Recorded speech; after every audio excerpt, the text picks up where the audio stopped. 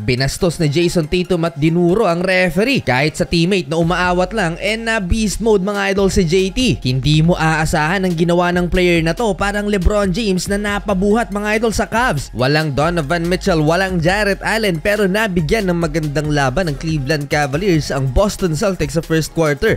Though nagtala ng 10 points early itong si Derek White, dikit lang ang laban sa opening quarter. Big impact off the bench ang 34 years old na si Marcus Morris Sr. Perfect game, 3 out of 3 from the field. Nakalamang pa nga ang Cleveland Cavaliers pero natapos ang first quarter tablang talaan sa 28. Second quarter, dikit pa ang laban pero anyari sa Boston Celtics? Etong mga tumatandang player pa ng Cleveland Cavaliers ang nagdadala ng laban for Cavs. Marcus Morris Sr. at Tristan Thompson, idagdag mo pa si George Niang na hindi gaanong makatakbo dahil sa kanyang body build. Bonus game na lang na maituturing ito for Boston Celtics dahil wala rin si Caris LeVert. Nang binalik ang starting 5 ng Boston Celtics led by Derek White, nakalamang na ulit ang Boston Celtics at Al Horford. Napakalaking impact ang naibigay sa depensa mga idol ng home team. Nag-standing ovation lang naman ang crowd sa hustle ni Al Horford, particular sa pag-save niya ng bola sa play na to. Magta-38 years old na si Al Horford at mukhang marami pang gas ang natitira. Derek White defense nagresulta sa magandang pasa niya kay Sam Merrill sa corner. Papatapos ang first half, uminit pa ang ulo ni Jason Tatum kay Tony Brothers sa no-call 3-pointer na ito. Nag-wave off siya sa official, tinawagan ng technical foul at pinagmumura nga ang referee kahit itong kakampi niyang si Jaylen Brown na umaawat lang. Pinagsisigawan din ni Jason Tatum. Natapos ang first half, Boston up by 6, 58-52.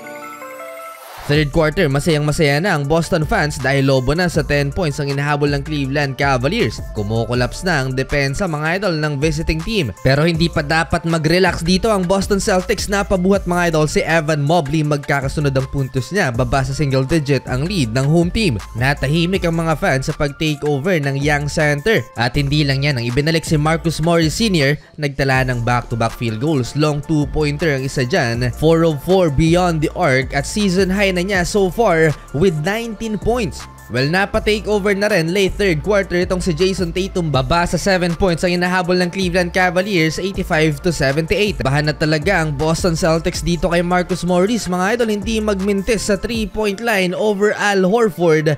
That's 22 points mga idol. Parang LeBron James lang na binubuhat niya ang kanyang kupunan. After timeout, maagang ibinalik ang starting 5 ng Boston Celtics dahil kinakabahan na sila sa Cleveland Cavaliers. Dito muling nag-run ang home team and back to double digit ang lamang ng Boston Celtics sa Cavs. Pumapalag pa rin ang Cleveland. Eto na naman si Marcus Morris Sr. clutch 3-pointer.